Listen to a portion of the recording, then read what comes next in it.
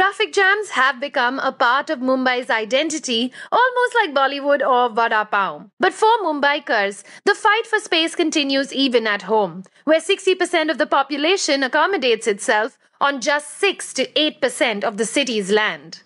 Hey, we really need to give each other some space here. This week, Whack and Epified tell you the why and the how of Mumbai's perpetual space crunch. Mumbai was originally made up of 7 islands: Bombay, Kolaba, Little Kolaba, Mahim, Mazgaon, Parel and Worli. Starting in the 1860s, most of the bits of sea between the islands was reclaimed, forming one narrow island city which was connected to the mainland through a set of creeks. The southern tip of the city became the seat of British authority in the city, with the establishing of the Kolaba cantonment. When we took over after independence, the state government moved and occupied the same buildings that the British had built and used. But by the 1960s, the crowd and businesses had started to build up in this cramped southern tip of the city. So architect Charles Correa came up with the idea of New Bombay, a satellite town on the mainland. Charles figured that then New Bombay could expand freely towards the east with all of India as its backyard.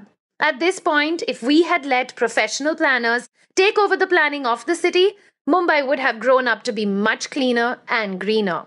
For a while, everybody liked Charles's idea. Even the state government went along with it and decided to shift its offices from Fort to New Bombay.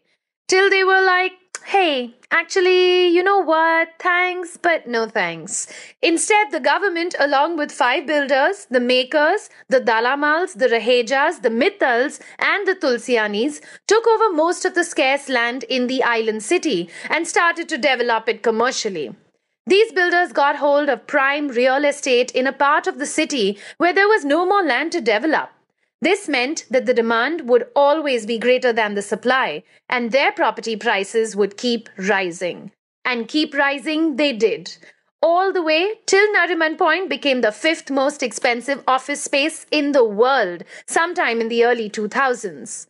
But more importantly, it oriented the city along its narrow north-south axis. While 60% of the people lived in the northern suburbs, 72% of the jobs were in the South Island city. All those millions had to commute through the same narrow central city to get to work downtown. And so began the story of Mumbai, the eternally congested city, where commuting between home and work would take up to 4 hours a day. You could either choose to pay huge sums and live closer to work, or spend the rest of your life traveling. That was the choice that we were handed by our urban planners. For the really desperate, the last resort is illegal buildings and slums. Life here was no vacation. These people paid a price for staying out of the system, bribing all kinds of police and officials. That's pretty much how Dharavi got Asia's largest slum. Of course, you don't need to squat anywhere if you are Mukesh Ambani, and you can afford property rates of up to $5,000 per square foot. The rich guys manage to build themselves palatial homes with all the extra space that they will ever need, while the illegal underbelly literally lives in their shadows. Things have changed for the better in the last few years with the development of the Bandra Kurla complex as an alternate business district. It has managed to take some of the sheen off South Mumbai as an office destination, which was the whole idea when BKC was planned and constructed by the Mumbai Metropolitan Regional Authority, or the MMRDA. The new airport in New Bombay should also divert a lot of traffic from the western suburbs where the airport is now. Also, the coastal road, which will carry traffic over the sea from Nariman Point to the northern suburbs, that should ease some congestion. But hey, it did take them 15 years to build the Bandra-Worli sea link. So we really can't do much but wait and watch.